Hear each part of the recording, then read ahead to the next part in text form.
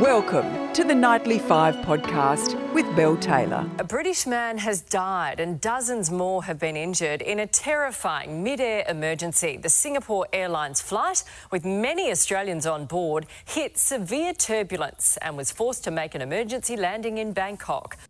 Passengers are describing being flown around the cabin of the Singapore Airlines Boeing 777 like rag dolls, as luggage, bottles of wine, cutlery and food trays flew around the plane when the aircraft plummeted 6,000 feet in just 120 seconds. The plane was travelling from London to Singapore but has had to make an emergency landing in Bangkok. More than 30 passengers have been left with serious injuries and one man is dead of a suspected heart attack. Joining us today, we have aviation expert Keith Tonkin.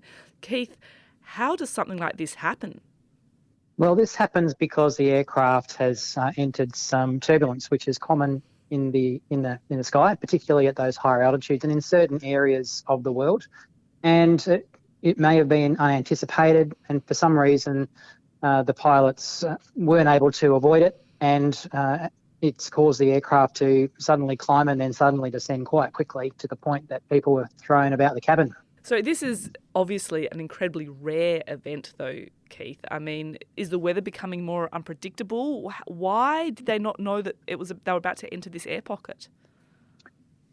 Yeah, it does happen from time to time that aircraft enter turbulence or bumps in the sky, and you might normally anticipate that as pilots because the weather forecasters do a pretty good job of identifying the areas where you'll experience that and the heights of the levels that the aircraft fly to make sure that you can identify those areas and avoid them if you can. And if you do know you're going to be flying into that turbulence, you'll normally prepare the cabin, make sure that everything's locked away and that people are seated and have their seatbelts on.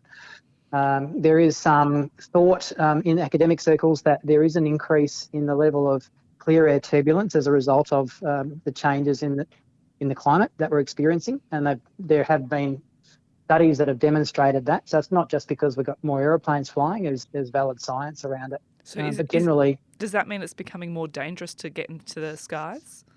I don't know that it's becoming more dangerous. We normally do a pretty good job of knowing where these areas are and avoiding them if we can. And sometimes we know that science is not 100% accurate all the time, and we sometimes have these unavoidable incidents. It does seem that we know that there are certain parts of the world that it's no longer safe to fly over because we have to avoid war zones, and now we've got these major weather events. Is it becoming increasingly difficult to navigate an aeroplane around the globe?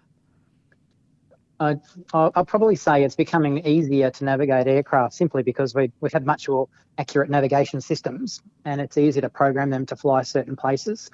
And if we know of areas to avoid, then it's easy to make those decisions before you take off and then tactically while you're airborne. So it's becoming easier, but as I said, the weather forecasting isn't an exact science, and we don't always get it right.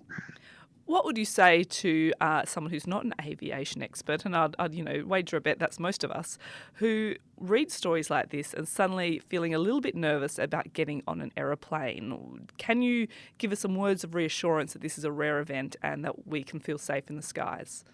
Yeah, it's definitely a rare event, and I was reading some of the reports from some of the people on board the aircraft, and one gentleman said he was sitting down watching a movie and he saw the seatbelt sign come on, so he put his seatbelt on. And I'd just say that most of the people who are on these flights, if they have their seatbelts on, they're probably not going to be harmed to the extent that we saw on this one. And the good news is that the aircraft landed safely and that everyone was able to walk off if they could or be carried off safely from the flight. Thank you very much for joining us, Keith. That makes us feel a little bit better about getting back on a plane.